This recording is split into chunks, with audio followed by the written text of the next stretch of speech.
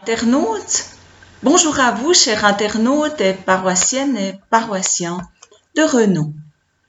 Et d'ailleurs, depuis que nous avons compris qu'une toute petite bête pouvait stopper notre économie et transformer nos habitudes, allant jusqu'à nous garder à la maison le plus possible, quel que soit notre âge, des questions se posent de manière plus insistante encore. Alors pour celles et ceux qui lèvent le nez du guidon, ces questions appellent une réflexion et des réponses à trouver pour recevoir encouragement et force. Alors chaque jeudi soir à 20h, quelques paroissiennes de renom se retrouvent pour méditer et prier devant leur écran d'ordinateur par le moyen de la vidéoconférence. Pour jeudi 16 avril, la lecture du psaume 85 a été proposée. Je vous livre ci-après mon commentaire. Le titre du psaume 85 dans la Bible en français courant est « Le Seigneur parle de paix ». Ce psaume est tiré du recueil des fils de Corée. Je lis les versets 2 à 4. Seigneur, tu as montré ta faveur au pays qui t'appartient. Tu as rétabli les descendants de Jacob. Tu as déchargé ton peuple de sa faute. Tu as pardonné tous ses manquements. Tu as retenu ta colère. Tu as renoncé à t'emporter contre nous. Dans le verset 2, je relève les mots « faveur » et « rétabli ». Au verset 3, « déchargé » et « pardonné ». Au verset 4, « retenu » et « renoncé ». Dans ces quelques versets, l'action complète de Dieu pour l'humain est décrite. Tout ce qu'il a fait pour nous est dit. Je lis maintenant les versets 5 à 8. Ô Dieu, notre Sauveur, reviens à nous, cesse de nous en vouloir. Resteras-tu toujours irrité contre nous? Ta colère durera-t-elle de génération en génération? Ne vas-tu pas nous ramener à la vie, nous qui sommes ton peuple, pour que nous retrouvions en toi la joie? Seigneur, fais-nous voir ta bonté. Accorde-nous ton secours. Dans le verset 5, je fais le même exercice que tout à l'heure. Je relève les mots « reviens »,« cesse ». Au verset 6, « irrité contre nous », de génération en génération. Au verset 7, « ne vas-tu pas ?» Au verset 8, « fais-nous voir, accorde-nous ». Dans les 4 premiers versets du psaume, tout ce que Dieu a déjà donné a été rappelé. Tout est déjà accompli, déjà à disposition des enfants de Dieu.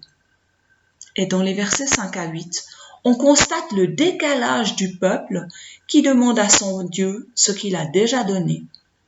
Il y a une tension entre Dieu qui a déjà donné sa faveur et le peuple qui la lui réclame, n'ayant pas saisi que cette faveur de Dieu était déjà à disposition.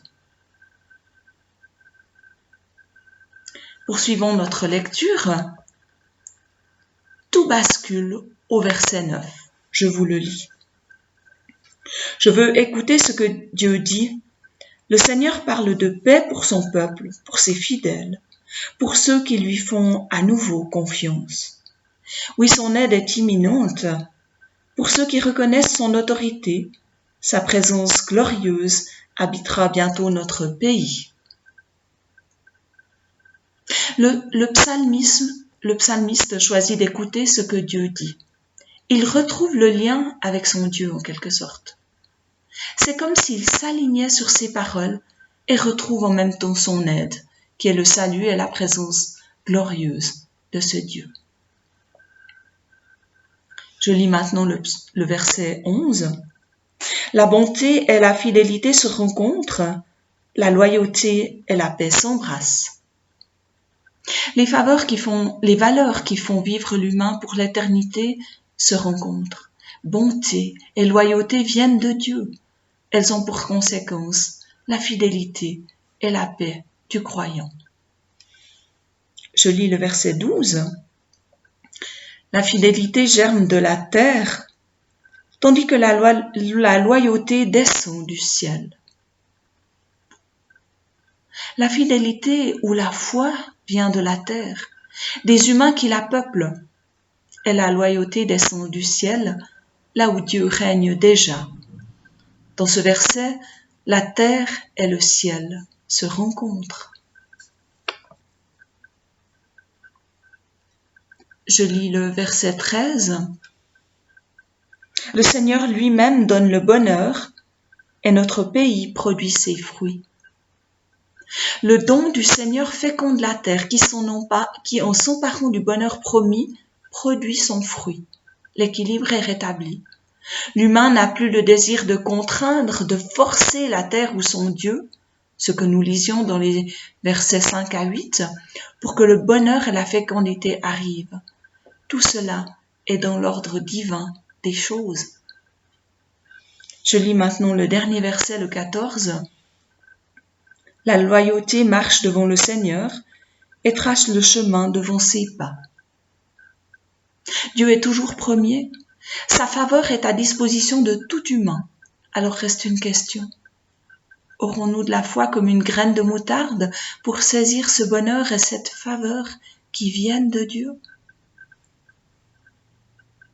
Je vous invite à la prière pour terminer. Ô notre Dieu, au moment où notre regard est attiré par un virus microscopique, tu es là avec nous. Cherchons à élever ce regard vers toi, qui toujours et encore veut notre bonheur. Ô notre Dieu, merci pour ta faveur, qui consiste en un amour sans limite de durée ou de puissance, qui consiste en un bonheur déjà donné pour chacune et chacun. Amen. Je vous souhaite une bonne journée et à bientôt.